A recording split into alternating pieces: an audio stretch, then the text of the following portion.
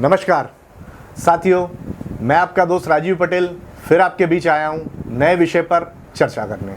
साथियों, इस बार का जो विषय है, आपको ज्ञात होगा कि पिछले कुछ दिनों से हम लोग जो देख रहे हैं, पूरे विश्व में एक बीमारी आई है जिसके चलते पूरा विश्व परेशान है, सभी लोग हैरान हैं। सारी सरकारें उससे निपटने में लगी हुई है। खासकर आज अगर हमारे देश में अगर बात हो रही है, अगर हम फ़ोन पर सुनते हैं या मीडिया पर देखते हैं, कहीं पर भी समाचार पत्र में देखते हैं, सभी दूर एक ही विषय है और वो है कोरोना वायरस।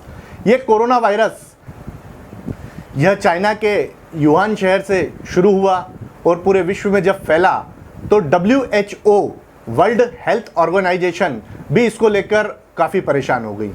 पूरे विश्व में इसको लेकर सारे देशों में चिंता की लकीरें सबके सिरों पर आने लगी। अमेरिका परेशान है, ब्रिटेन परेशान है और सारे देश इससे परेशान हैं क्योंकि यह महामारी के रूप में फैलती जा रही है। साथियों, हमारे देश में माननीय प्रधानमंत्री नरेंद्र मोदी जी ने काफ़ी सतर्कता और सजगता दिखाई और इस बीमारी से लड़ने के लिए बहुत प्रचार प्रसार के माध्यम से हर व्यक्ति को समझाने का प्रयास किया कि इस बीमारी से, इस महामारी से किस प्रकार से बचा जा सकता है। बचाव के जो उपाय हैं वो उन्होंने जो बताए हैं, अपने हाथों को नियमित रूप से धोना, सैनिटाइज़र से साफ़ करना और खांसते वक्त और छींकते वक्त रुमाल का प्रयोग करना, ताकि हमारे शरीर से जो निकलने वाले जीवाणु है या कीटाणु है वो किसी पर ना जाए और किसी के जीवाणु या कीटाणु हम पर असर ना करें। साथियों, इससे ज़्यादा महत्वपूर्ण चीज़ एक और है जिसे हमें समझना पड़ेगा।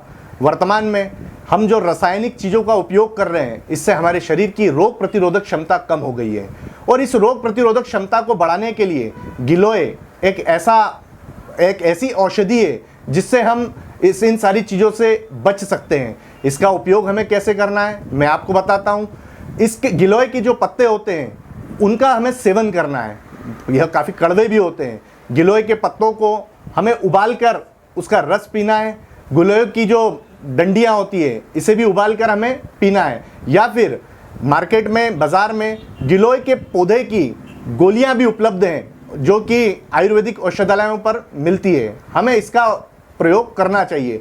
जब तक हम अंदर से लड़ने लायक नहीं होंगे, जब तक हमारे शरीर की इम्यूनिटी, जिसे कहें रोग प्रतिरोधक क्षमता, अगर नहीं बढ़ेगी, तब तक हम इन सारी चीज़ों से लड़ नहीं पाएंगे। गिलोय को इंग्लिश में टिनोस्पोरा कोर्डिफोलिया कहते हैं। आप इसे सर्च कर सकते हैं। जब आप सर्च करेंगे तो इस पौधे के बारे में आपको सारी जानकारियाँ पता चलेंगी।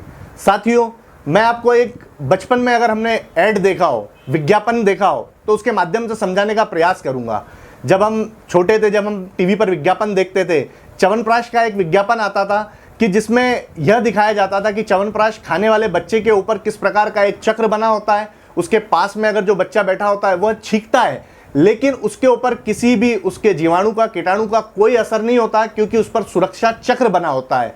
तो यह विज्ञापन जो था, यह विज्ञापन आज के दौर में इस चीज़ को समझने के लिए कारगर होगा कि इन सारी औषधियों के माध्यम से हम कैसे अपने शरीर की रोग प्रतिरोधक क्षमता को बढ़ा सकते हैं और इन सारी चीज़ों से हम बच सकते हैं। मेरा आपसे यही विनती है कि अपने शरीर को हम अच्छा मजबूत रखें।